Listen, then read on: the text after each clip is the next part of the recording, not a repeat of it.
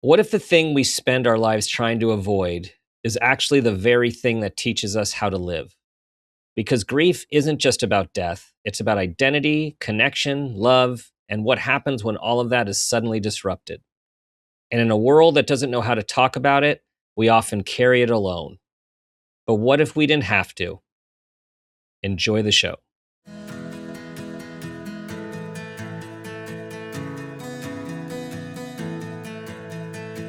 Welcome to Make It a Great One with Dr. Dan. I'm Dan Peters, psychologist and leadership coach. This show is all about bringing hope, connection, awareness, and wisdom through meaningful conversations that inspire us to be better versions of ourselves and have a positive impact on humanity. This is your space to pause, reflect, and reconnect with who you are, what you care about, and who you want to be. We have this moment, this day, and this life. Let's make it a great one. My guest today is Dr. Korie Leigh, a child development specialist, grief counselor, author, and professor who has spent over 20 years working with children and families navigating grief and loss. She holds a PhD in transpersonal psychology, a master's in public health and grief counseling, and a bachelor's in child development, serving as associate professor and program director of the thanatology program at Marian University. Korie's the author of several books, including What Does Grief Feel Like?, It Won't Ever Be the Same, A Teen's Guide to Grief and Grieving, and her latest book, When Everything Changes, Parenting Through Loss and Grief. Beyond the clinical and academic work that she does, Korie brings a grief-informed lens to leadership and workplace culture, helping organizations support people through loss, trauma, and compassion fatigue, and equipping leaders to have the conversations most people avoid. She comes to us from Santa Fe, New Mexico. Korie, welcome to the show. Thank you so much for having me. So, as I was preparing, as I always do, one of the first things I needed to look up, which I know this is not new for you, is thanatology. And as I did and saw Thanos, the god of death, as a Guardians of the Galaxy and Avengers fan, I was right away like, of course. How did I miss that connection? So it was a very media way to get really connected with, of course, those characters and the very important and serious work of thanatology and a thanatologist, which people are listening and saying, okay, what is it? Exactly. And that is usually my entry if I am in like a social setting and people are just meeting me and they'll say, "What's a thanatologist?" And I'll lead with, "Oh, have you seen Guardians of the Galaxy?" And that'll be my little party trick. But exactly, thanatology is the study of death, dying, grief, and loss. We can look at thanatology from a few different perspectives. We can look at it from an applied practice. So, folks that are looking to work in hospice care, in the grief space, death doulas, people that are just looking to have grief informed conversations. They can be a thanatologist. You can also look at thanatology from a more philosophical based perspective. I have some colleagues that are linguists. Their work is fascinating, by the way. Like the work of linguists, I'm always so enamored with the fact that someone can be fluent in 100 languages. How is that possible? But some of my colleagues are looking at it from, the linguistics of how is it that we talk about death? How is the conversations and the language that we use about death, how has that changed over centuries? And also dead and dying languages. So, the sole person that's left from a specific Peruvian tribe. And once they die, the language dies with them. Mm. I also have a colleague who is a sociologist. And she looks at essentially funeral spaces and cemeteries and how we interact with them. It's fascinating. So you can really take thanatology, you can apply it to so many different professions. Well, and that was one of the things that I was really interested in is how multidimensional and multifaceted the field of thanatology is. It merges so many different fields. It seems like sociology, anthropology, psychology, and linguistics, as you said, like so many fields. And this is a thing that has gone on for as long as there have been humans, right? Like this thing that many of us and many in different cultures handle in different ways, but Western culture seems to um, often have a tougher time addressing the finality of death. Like we're all talking about being born or people being born, but it's so hard for us to talk about death. And yet this, like I said, has gone with the human condition from the beginning. Absolutely. And when you think about just how multidisciplinary this field is, you can start to see its intersections, right? Like you named just a few of the different disciplines. And in my academic program, I have, my goodness, I have students that come from a marketing background, from an executive background. I have folks that worked in just a completely different field that are making a pivot into thanatology. And I think, we certainly can do better culturally at talking about death and creating a death positive space. But there's a lot of movement towards that with the rise of death tech and certain tech industries and tech applications that are looking to support those who are grieving, all the way to the development of death cafes. And if your listeners ever watched the HBO show The Pit, there was a death doula just a few weeks ago, right? So the Hmm. conversation is changing and people are really yearning to Hmm. have these conversations. From my own experience, which I occasionally share when relevant on the show, is I was so afraid of death and dying from a very young age, and it lasted a very long time. And I was thinking back as I was preparing and reflecting on how I saw this show conversation going. Is I had a loss. My grandfather, who I was very close to at age 7, he passed away. It was a big loss for the family. It was a very big loss for my mom, his father. And um, as a sensitive person, like I had a very difficult time with her grieving.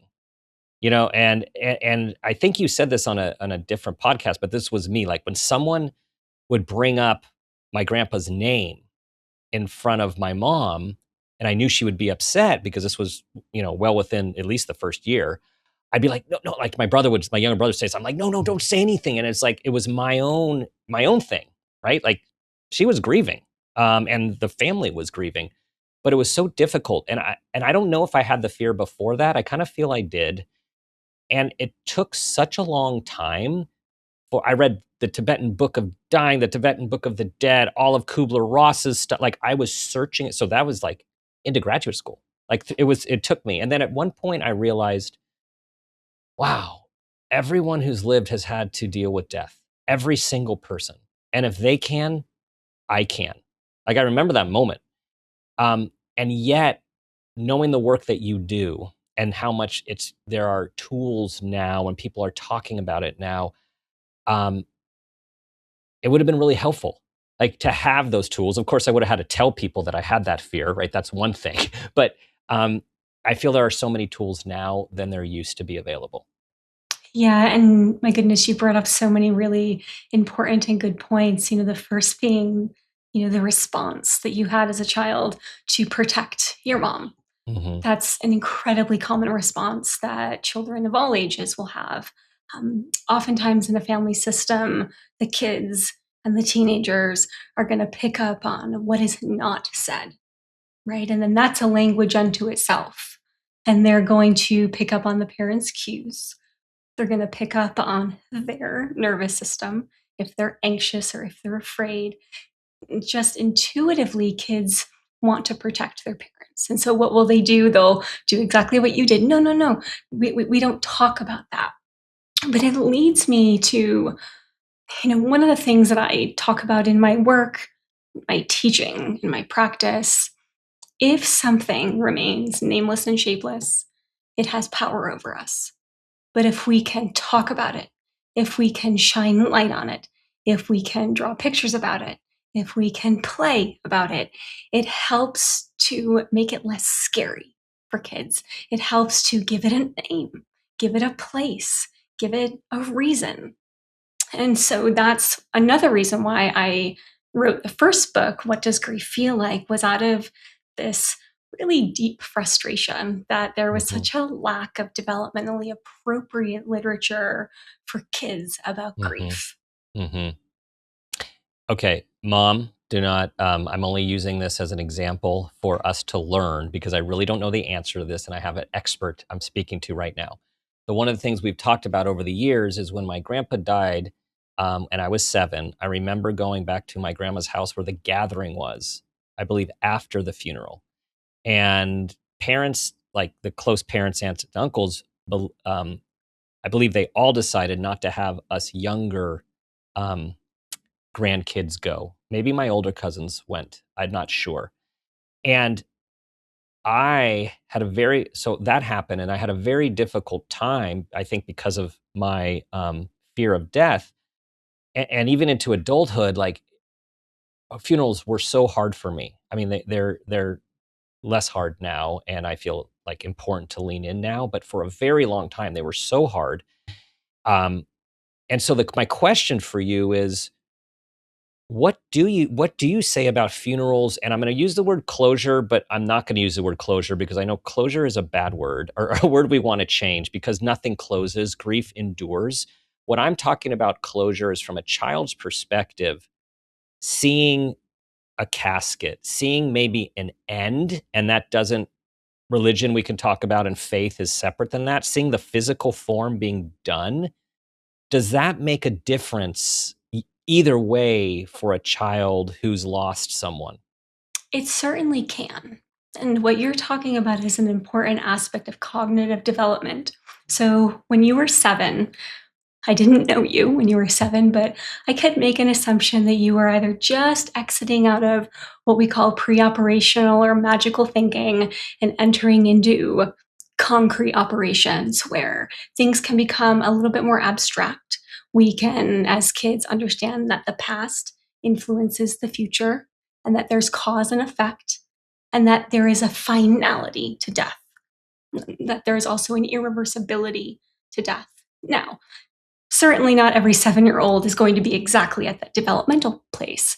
So, the general rule of thumb that I tell parents, that I tell caregivers, is for kids of all ages, a 3-year-old, a 6-year-old, an 11-year-old, providing with developmentally appropriate concrete information that takes the abstract and it distills it into these very simple, very direct answers.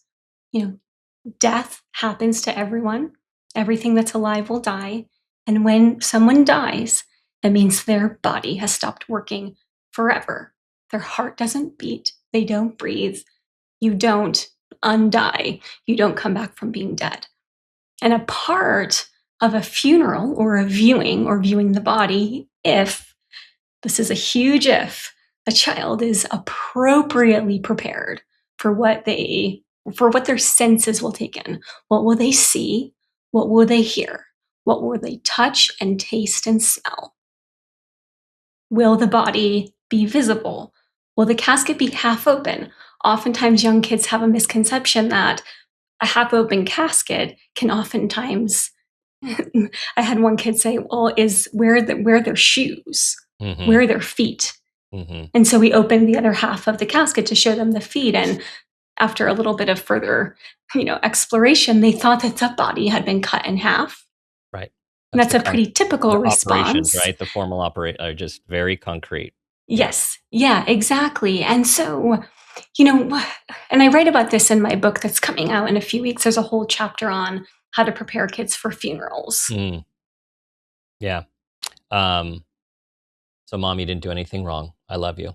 Because I don't know how I would have handled it. I was really sensitive as a child, so I don't know how I would have handled it. And I think the point here is it is a case by case situation based on the whole context and situation. I would think generally in the family and how the death occurred. I mean, there's lots of different situations that happen, and then the individual and their levels of development and all of the other stuff that you're talking about. So it's really it is a case by case basis. Absolutely. Absolutely. So you were called to this. Well, you were called to hospital work for kids at a very young age, um, Yes. and which is one just striking thing about you, right? Like you knew that you wanted to work. I think you were 9. I heard. Were you about like Yeah, 9? Yeah, I was early school age. Like, yeah, sometimes my parents will say, "Oh, you knew when you were 6." But for myself, it was around like 8, 9, because yeah. I have little journal entries that I've gone back and I've looked at. Did anything significant happen? I mean, was there any significant experience that you are aware of that led that to you, or is this just something that was in you? Well, I think both. I was talking about this on another podcast that, we understand that the environment that kids grow up in has a pretty significant impact on their entire development, their core identity, their sense of self, their likes and their dislikes. For myself, I grew up in a household of first responders. So, paramedics, emergency workers, firefighters, probation officers, et cetera, et cetera. And I can distinctively remember the scanner going off all the time. It was just on 24/7.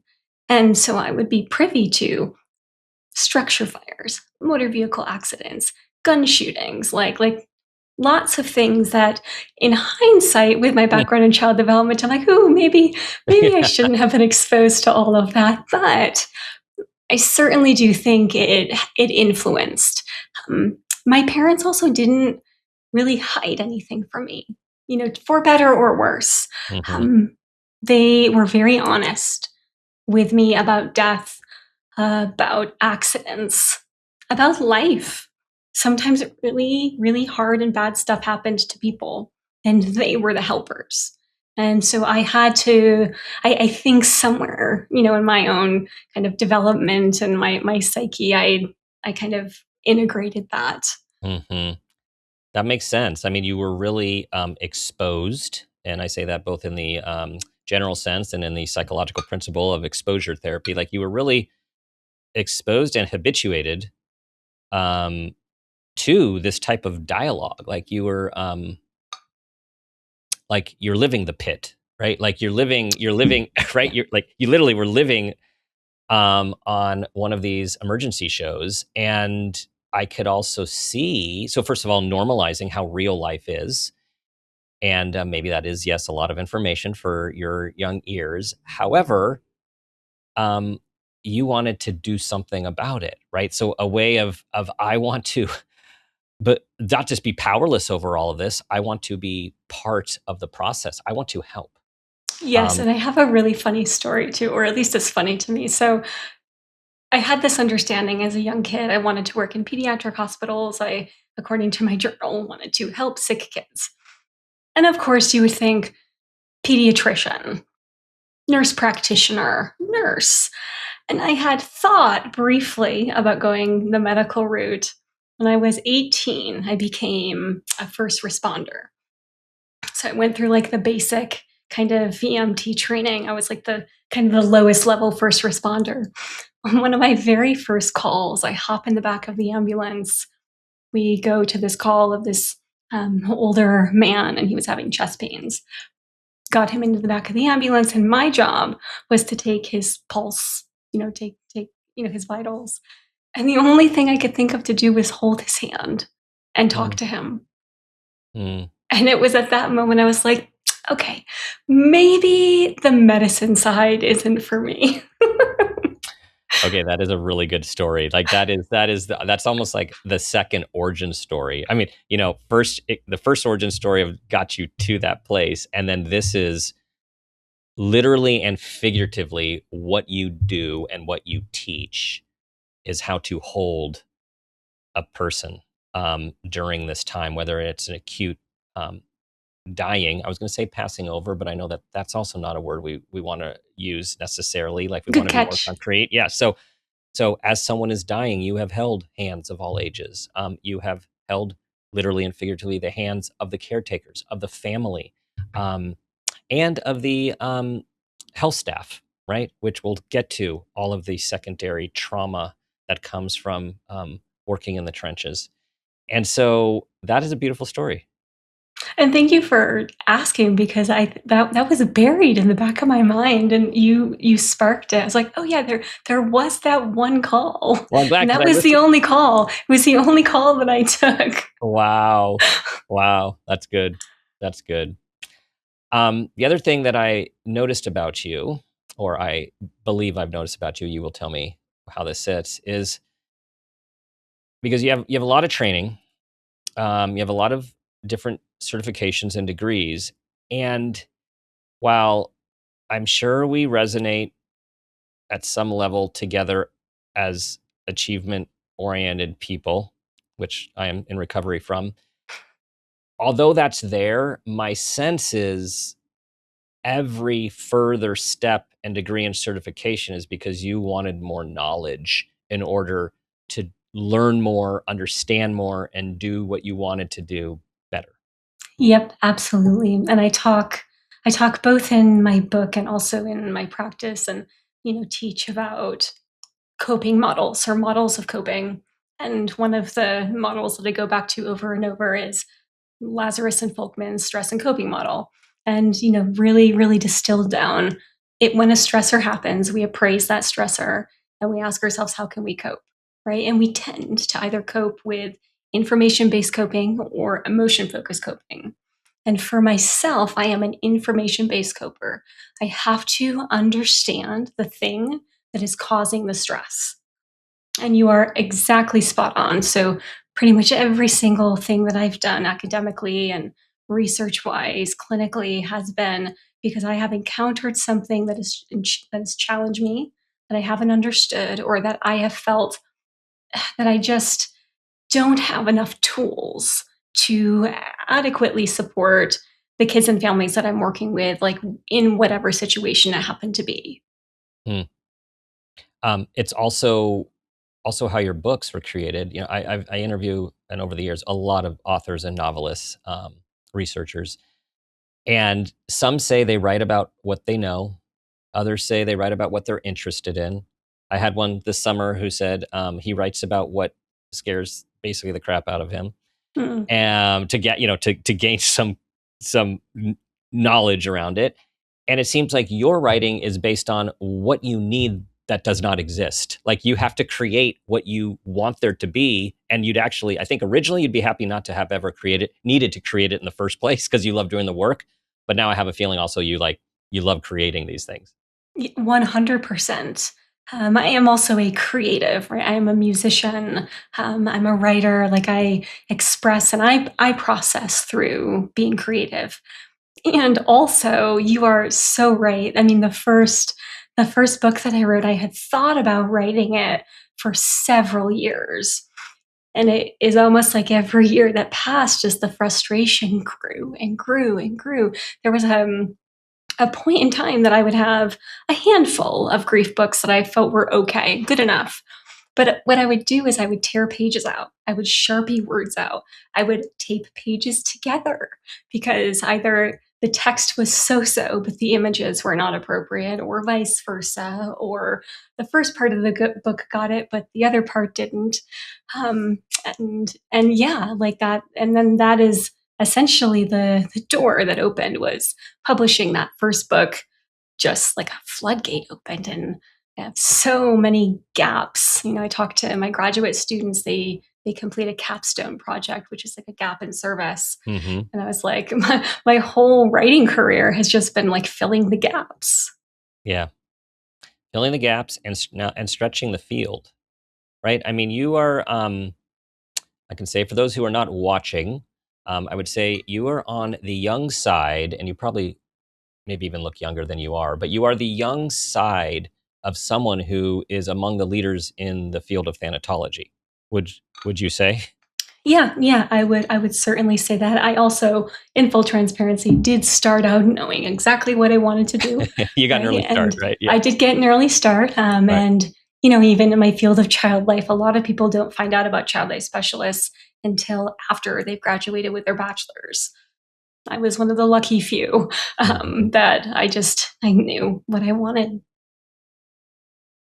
So I mentioned Kubler-Ross, and there's many listeners who I'm sure know her groundbreaking work of documenting the stages of grief. And they're well known, and I know that there was it was stretched to a different stage. And with all respect for that work and those stages, which are real, whether it's denial or whether it's anger or whether right, all of these ones that we know, the latest thinking is that's not really how we should be looking at it. We should be thinking about it a little differently. Yeah, and I would argue to say a lot differently. Okay. Okay. And for your listeners that are either unfamiliar or even familiar, so Kubler Ross was a psychiatrist, right, who was particularly interested in people who were dying. And I will make the caveat adults who were dying. And she was granted permission to interview several people. It's still up for question as to exactly how many people she interviewed. She didn't go through an ethics review. She didn't have a systemized list of questions that she asked to every person. So, what she did was she took her clinical observations, not empirical data, and she created a theory about how adults approach their own death. And her first text was on death and dying. I could talk for hours about this, and I do with my graduate students, but I think sometimes like context is really important. I think both to understand where we came from. At the time, her work was groundbreaking. She Hmm. was a feminist in a lot of regards. She was talking about stuff that was incredibly taboo. And she really started to shift the conversation, not just in thanatology, but in hospice and end of life work. So her work has value and importance. However, like most early theories that were created, we've had a little bit of time to see those things in action. And as clinicians, we witness what makes sense and what doesn't, what lines up and what doesn't. What we understand now is that grief is not linear. You don't start here and end here, right? Those 5 stages. And even Kubler Ross, when she was dying, there's an interview that you can find of her.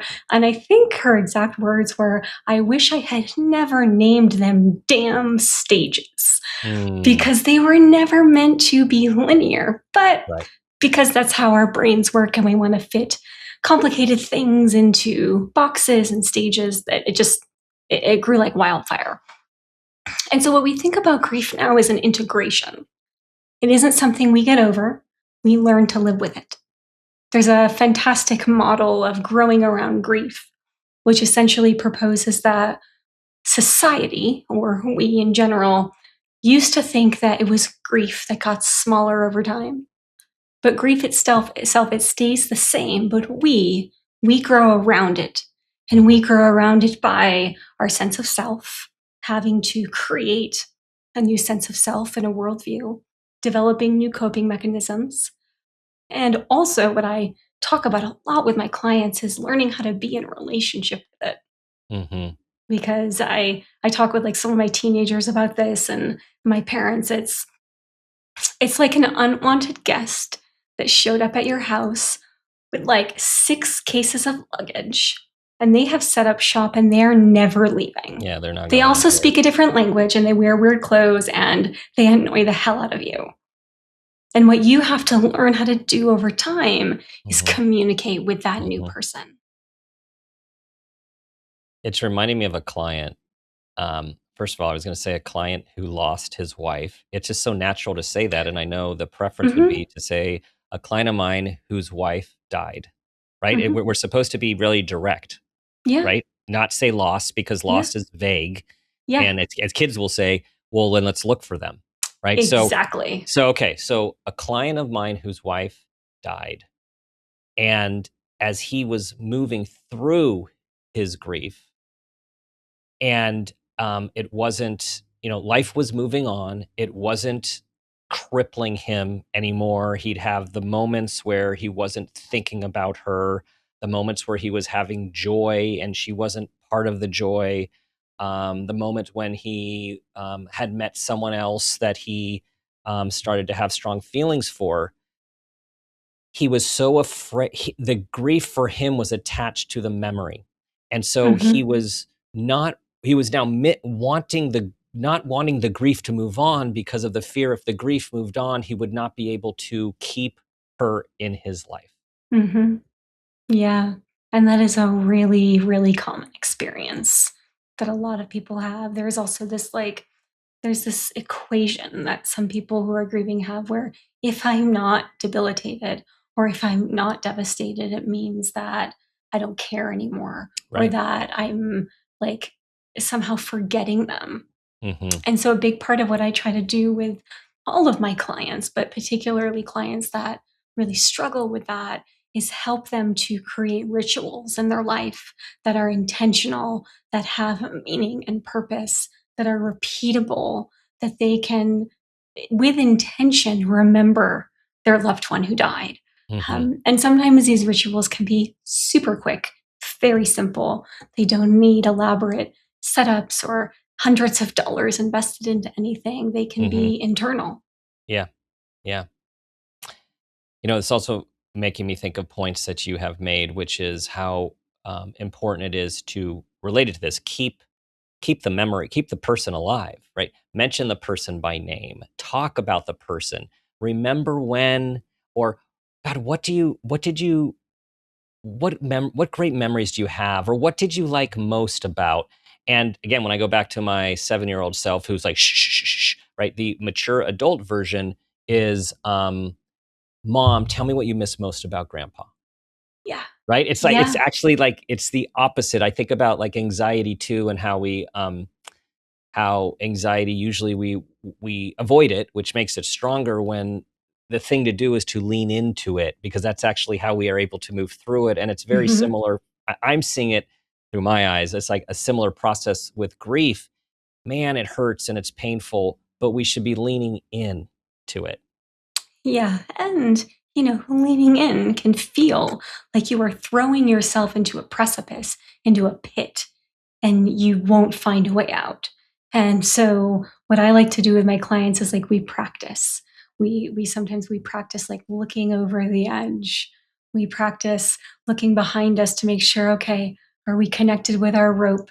Do we have our coping kit with us? Okay, maybe we can take a step down there. And so slowly, slowly, people can learn how to do that. But you bring up a really important aspect, which is rooted in a theory called continuing bonds theory, which, prior to like the 90s, most grief theory was based in psychoanalytic work, right? And lots of that psychoanalytic work was rooted in Freud. And, for better or for worse, we take what works and throw out the rest. But the predominant function that we used to think grief had, like what's the purpose of grief, was to sever the tie with the deceased. So we're feeling all these feelings, we're going through all these stages so that we can get to a point of severing the tie. But what continuing bonds theory proposed, and it was pretty groundbreaking and controversial in the 90s, was it's the opposite. Mm-hmm. We have to feel the feelings, remember them. We have to move through all of these different aspects and figure out how to relocate that person in our life and continue having a relationship with them even though they died. Yes, that resonates. And yeah, for all everyone listening or watching, like it's not only permission to, it's healthy to, it's an imperative to. And this really, well, I guess now we can talk about all the different ways of thinking about death, because I was just going to say it can really bang up against some thinking about death as being very concrete, and others who, yes, concrete in body, gone in body, but the idea of the soul or the idea of heaven, or all the various different reincarnation, right? All the different ways. And I guess the question about that is, have you found any themes in the grieving process for either different religions, and you don't have to do a deep dive on this, but also I'm thinking of people like agnostic, atheist, religious, spiritual, like I guess those are general terms, and how that impacts people's grieving process. Yeah, I mean, in terms of the work that I do, so I tend to specialize in parents who have had a child die, either a child, a baby, a pregnancy loss.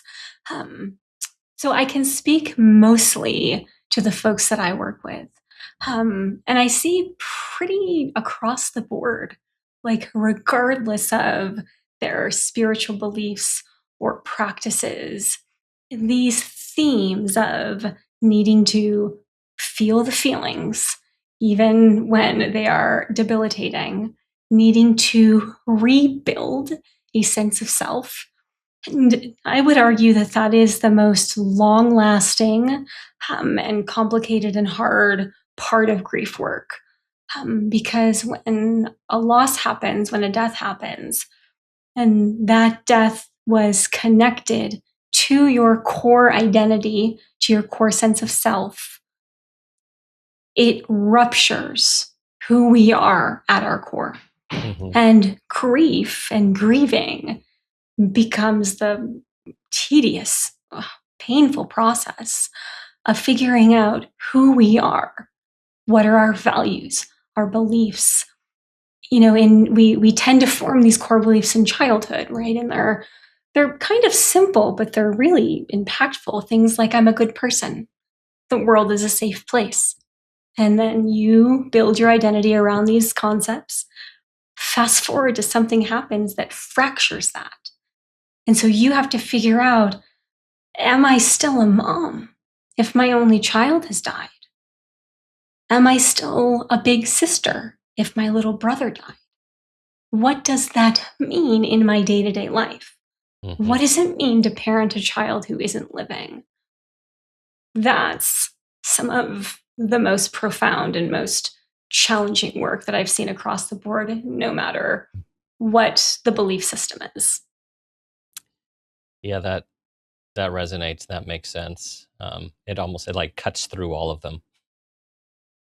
Yeah. And to your point of talking about these, like, really abstract ideas of heaven and reincarnation and a spirit or a soul, I tend to look to the family that I'm working with. What language do they use? What beliefs do they Mhm. have? What customs do they have? And I do my very best to, help the child that I'm working with understand the death that's happened, but in the context that the family is raising them in. Mhm. So, for example, if heaven is a part of that conversation, I've tended to talk about the soul as something that we don't see, but it's a special part of us. And that's the part that goes to heaven. But the body and the bones in the body, that stays here on earth. Straight, direct. Yes. I've been looking forward to asking you, as not only a thanatologist, but a psychologist and so many other things. There's all this controversy when the Diagnostic and Statistical Manual came out, among the last version, among proliferating an exceptional amount of diagnoses which relate to our human condition. Some will say far too many. One of them, prolonged grief disorder. And even before that was even a name, which I have never used in my practice, through my work over the years, I was often challenged with certain clients to try to understand, and also from clients' families, like, where does grief end and depression start, or where do they coexist? And it's a really difficult, fascinating clinical phenomena, like being with people and not wanting to pathologize. And yet I know they both can be true. I mean, I believe like Yeah. someone can be depressed and be grieving. So I'm Yeah. wondering, Oh, like, for sure. what your thoughts are about all of those possibilities. Oh, goodness. Do we have Yes, yes, yeah. how In much time do 3 we minutes have? or less. Yes. So I think the abridged version is from one perspective, right? In this country, in our state of insurance reimbursements and codes and all that good stuff, having something in the DSM can sometimes increase access for people that wouldn't be able Okay. to have the proper kind of support. That's the good thing I'll say about it, and I will end it there. Support that. Okay, we'll support that one, and we'll put it up on the shelf. Exactly. I'll file Yes. that away. Yeah. Grief fundamentally changes who we are.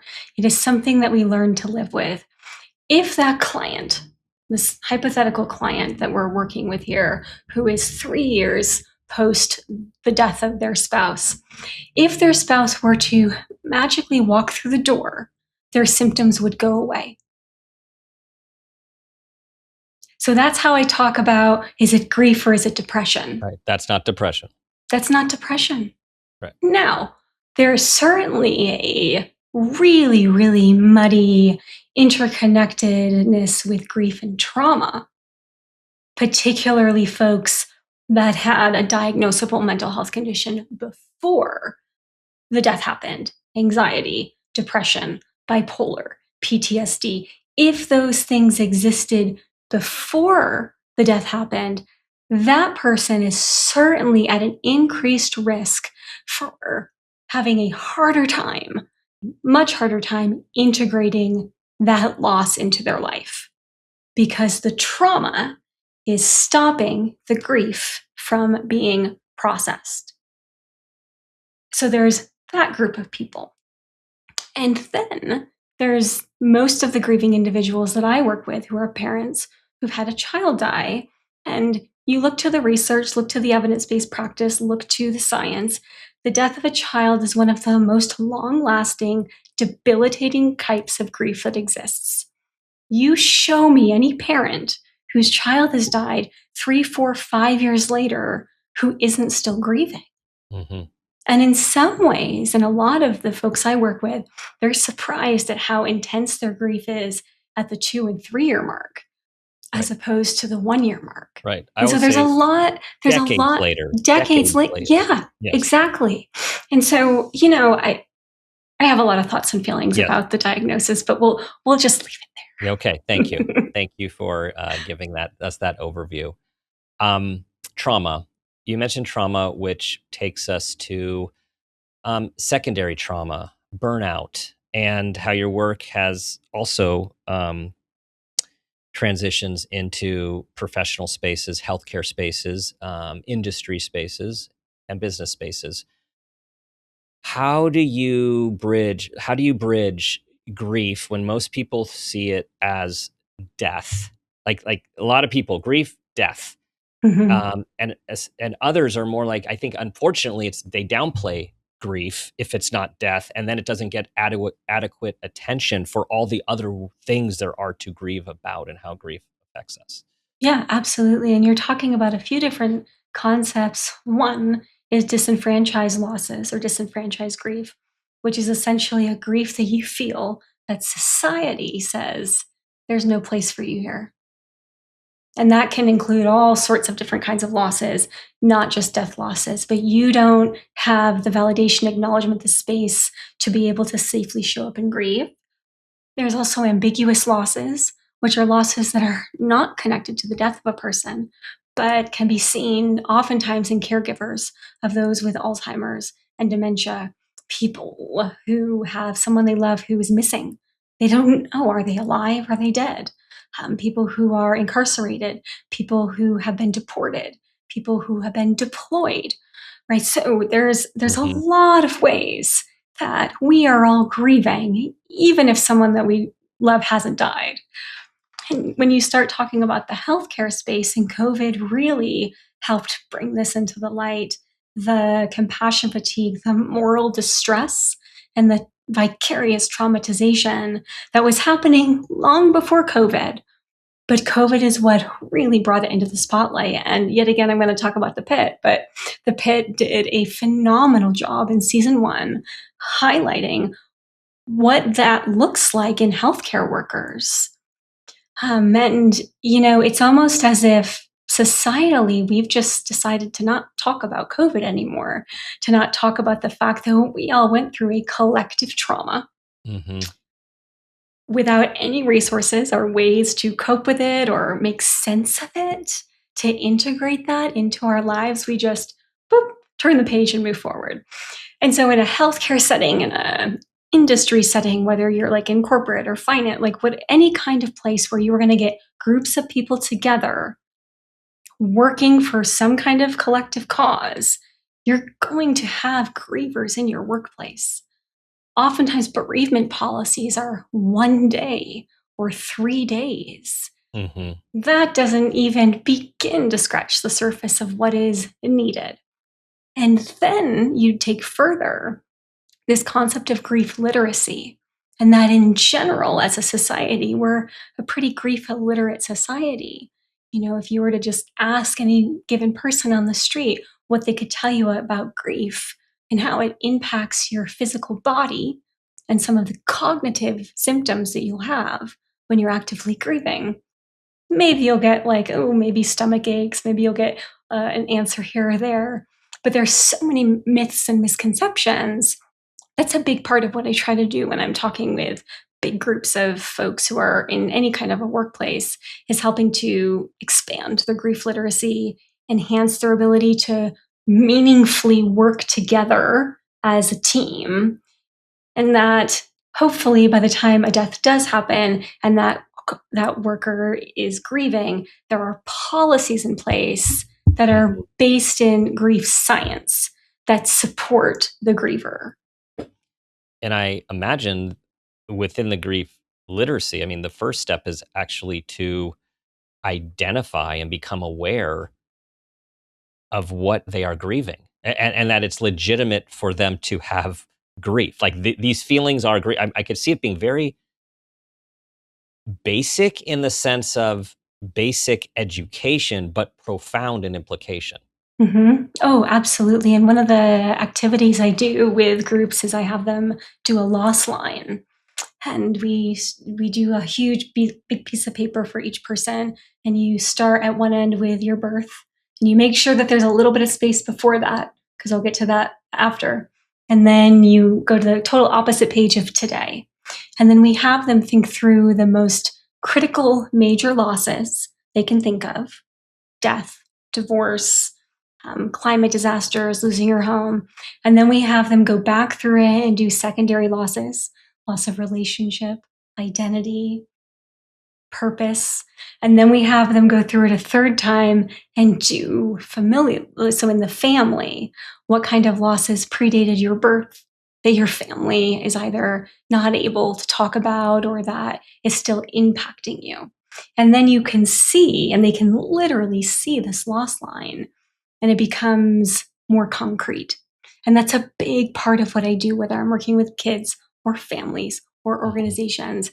It's helping to take these concepts that are ambiguous and making them concrete, giving it a place to go, and then giving the folks I work with tangible tools and strategies to cope with it moving forward.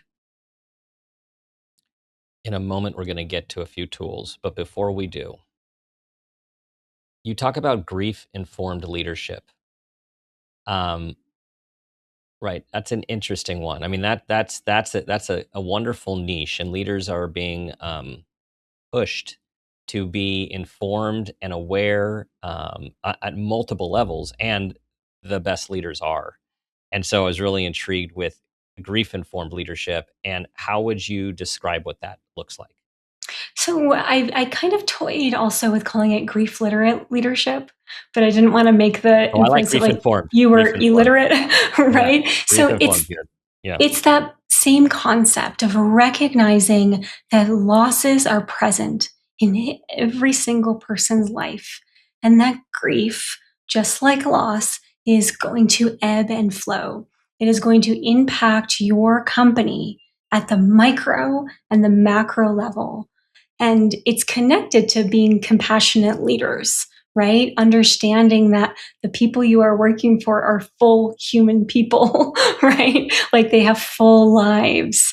It really talks about this. I feel like we're at a really interesting societal shift and we haven't quite gotten there yet. So we're in like the middle of it. There's more companies that are going to a 4-day work week, more companies that are having more flexible leave, more companies that are recognizing if we want to retain our employees, we have to provide them with compassionate support, right? And that may completely turn heads and be like, wait, what does that mean? But that's what I do is I help leaders learn how to do that. And as a byproduct or a ripple effect, they have, better retention. They have less, they have less employees that are calling out sick or, not being as productive. And I talk a lot about the cognitive and physical impact of grief, particularly when you have a 3-day bereavement policy. The productivity, if you want to get down to like numbers, the productivity of those workers is going to be exponentially low because of what's happening in the prefrontal cortex and what's happening in the amygdala, what's happening in the gastrointestinal tracts and how digestion slows down. And there are cytokines happening. Like there's just so many things happening that are going to impact being able to work and concentrate. As we wind down, and I did say tools, but I'm actually going to rephrase that because tools could be a whole nother episode. And we're gonna direct people to your website and to your books, which have those on them. Instead of tools, I'm switching it to what are the primary, let's say 3 things you want to leave our audience with, what you want them to know about grief. So grief, first and foremost, isn't just what we feel. It is a full body experience. So grief is going to show up in our emotions, in our body, in our family dynamics, in our dynamics with friends and in our community, and it's going to impact our spiritual well-being as well. And I oftentimes have people come to me to work clinically and they ask, oh, am I grieving the right way?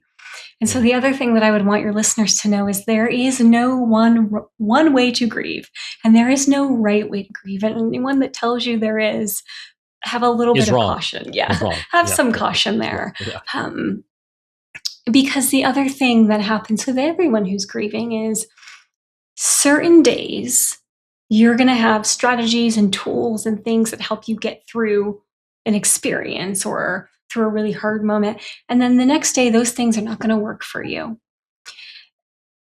And this is really hard, I think, for a lot of grieving people to do. But giving yourself permission to fall apart, giving yourself permission for it not to work in the way that you want it to, right? We talk about breathing a lot in my practice. And a lot of the people that come to me say, like, I tried the breathing thing, it doesn't work. And so I'll gently, suggest, well, show me how you've been breathing. And they'll show me some kind of technique. And I'll say, well, why don't you just give this one thing a try? And I'll teach them something completely new, which is a strategy that I write about in all of my books that actually helps to decrease panic attacks when they're happening and helps you regulate and attune. And it takes 30 seconds, right? And so allow yourself to fall apart and be open to trying all kinds of things because you never know what's going to help. Yes. There's no right, there's no wrong, there just is. Yeah. There just is.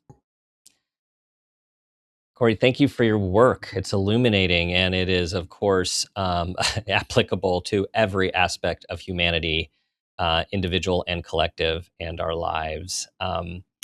Tell everyone where to learn more, your books, your work, your program, and beyond. Yeah, so my website is Korie Leigh, PhD, and you can find tons of information about my books and my background and Every podcast I've been on is linked under the media tab. I'm also fairly active on Instagram, and my handle is Dr. Korie Leigh.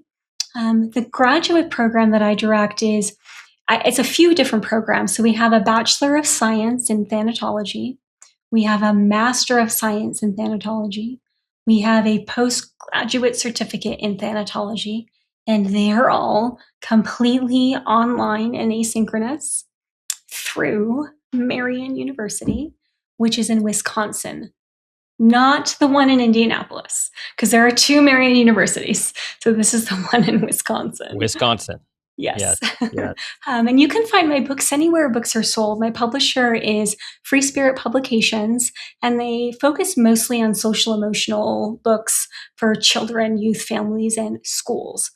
So the one thing that I will also tell your listeners is if you are part of a school district or a nonprofit and you're interested in these titles and you want a bulk order, you can go through the publisher and they have like a whole person that is set up just to do that, and then you get a discount as well. So just for those that are interested. Thank you for sharing your knowledge and wisdom with us. Thank you so much for having me and for having this space and having these important conversations.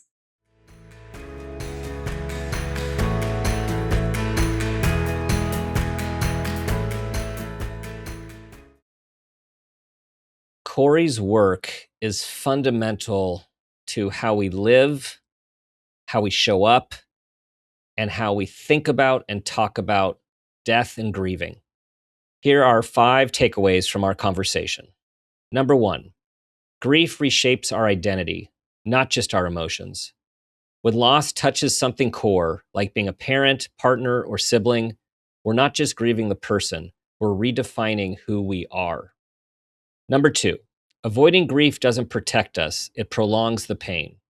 The instinct to push it down or stay strong often keeps us stuck longer than if we gently lean into it. Number 3, children don't need protection from the truth, they need help understanding it. Honest, developmentally appropriate conversations about death reduce fear more than silence ever will. Number 4, unacknowledged grief is everywhere, in families, workplaces, and everyday life. From burnout to disengagement, many struggles we see aren't just stress, they're grief without a voice. And number 5, healing happens through connection, not isolation. Whether it's through conversation, ritual, or memory, grief softens when it's shared, not hidden. Lots to think about, everyone. This is about living and about honoring the process of dying for those we love, for those who have impacted us, and for those who continue to suffer. We need to normalize the process of grief and allow it to unfold as it does. We are interested in what you think about this episode, so please feel free to leave us a comment at Dr. Dan Peters on Instagram or reply to any of our social posts. Please share this episode with everyone and anyone you think will benefit. Thank you for your 5-star reviews, for being a part of this amazing community, and for subscribing. And as always, we have this moment, this day, and this life. Let's make it a great one.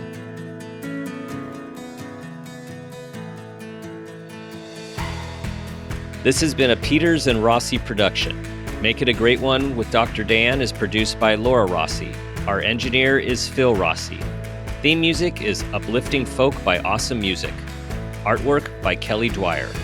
Follow us on social media at Dr. Dan Peters. For more information, visit drdanpeters.com.